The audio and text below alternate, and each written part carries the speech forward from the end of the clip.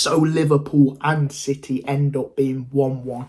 What a thriller. We always get these big games at Anfield, at Man City, wherever it may be. And that was a cracker. City, I think Gary Neville said it on the overlap, the way to sort of calm Liverpool down and sort of kill Liverpool is hit them in the first half. City did just that. They was in control for a large majority of the first half. Obviously, Liverpool did have chances. Luis Diaz was outstanding, but he didn't have that final finish. He rinsed Walker inside out several times, but obviously missed a lot of chances. But it was that cheeky corner routine where De Bruyne whips in, John Stones scores, the City end goes wild.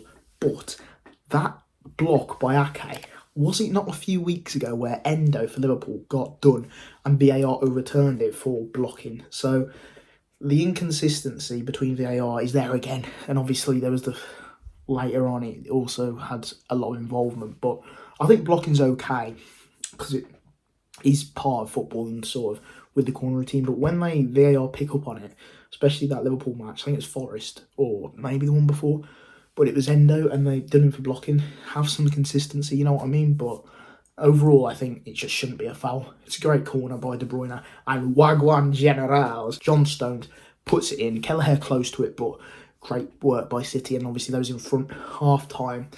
And it was down to Liverpool. Are they going to come out the second half and really give it to City? I think City were playing some sloppy passes as well after they scored. Liverpool could definitely have been in with Diaz and stuff like this.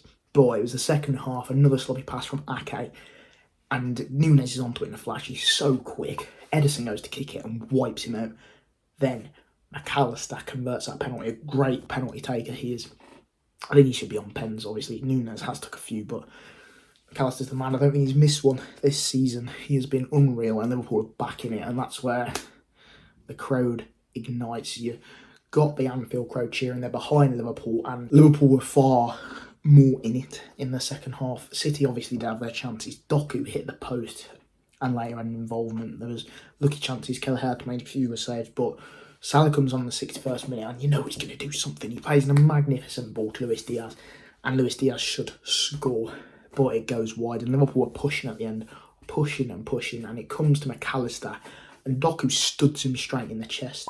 Now you have to think, if that's not in the penalty box, it's a yellow card and a foul.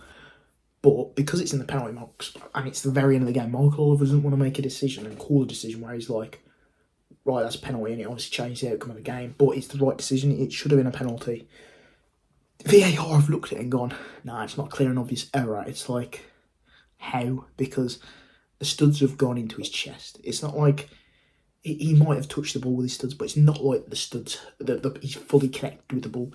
He's studded him in the chest, and you see players get sent off, or even when they've took a little bit of the ball and they go straight into the player with their studs in the leg. So the inconsistency there with VAR is rife again.